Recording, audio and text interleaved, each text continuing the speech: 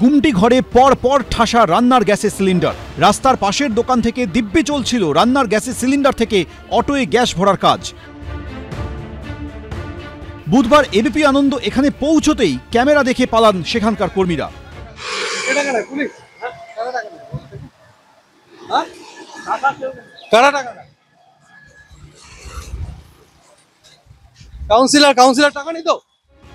মারাত্মক বিষয়, 3 দিন আগে টিটাগড় পুরসভার যে এলাকায় বিস্ফোরণ ঘটে সেখান থেকে একেবারে কাছেই এই বেআইনি গ্যাসের দোকান।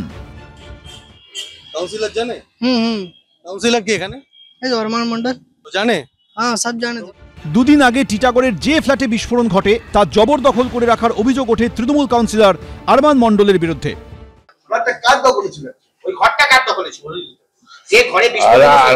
আরমান মন্ডলের দখলে ছিল। এবার কাটা গ্যাসের কারবারেও শোনা গেল সেই নাম। তবে এবিপি আনন্দে এই খবর সম্প্রচারিত হওয়ার 24 ঘন্টার মধ্যেই ভুল বদল। পৌরসভার 4 নম্বর ওয়ার্ডে বিটি রোডের ধারে টিটাগড় বাজার এলাকায় এইখানেই রমরমিয়ে চলছিল কাটা গ্যাসের কারবার। এবং আমরা এর আগের দিন যেখানে এসে দেখেছিলাম, যেখানে প্রচুর সিলিন্ডার মজুদ ছিল এবং নানা রকম সরঞ্জাম ছিল, যন্ত্রপাতি ছিল, সেখানে অটোতে গ্যাস রিফিল করা হতো।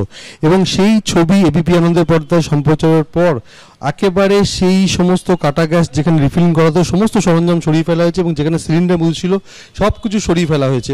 কি চলছিল এখানে? কি হতো এখানে? ওইখানে না না না, হ্যাঁ, নাম জানি না দাদা। এই বেআইনি গ্যাসের গুমটির 100 থেকে 150 মিটার দূরত্বেই টিটাগড় থানা।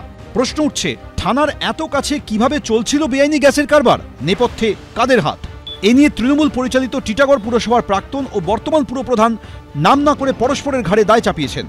আমার আমলে এইসব কিছু হতো না, আর এইসব কিছু ছিল না, আর আমার আমলে এইসব দাদাগিরিও ছিল না। আমার এলাকায় 2 নম্বরই কাজ হবে, আমার না জানি হবে, এটা হতে পারে না। পুলিশ সতর্ক আছে, অল্প দিনের মধ্যে দলও মানে সবটাই বুঝে গেছে, অল্প দিনের মধ্যে এইসব বন্ধ হয়ে যাবে টিটাগড়ে। টিটাগড় অনেকটা এগিয়ে এসছে, আমি অস্বীকার করছি না, হয়তো লুকিয়ে চুরিয়ে কিছু একজন করছে, সেটা আমি প্রশাসনকে জানাবো। পুলিশ সূত্রে দাবি, বন্ধ করা হয়েছে ওই বেআইনি গ্যাসের গুমটি। অভিযুক্তদের খোঁজে চলছে তদন্ত। সমীরণ পাল, এবিপি আনন্দ।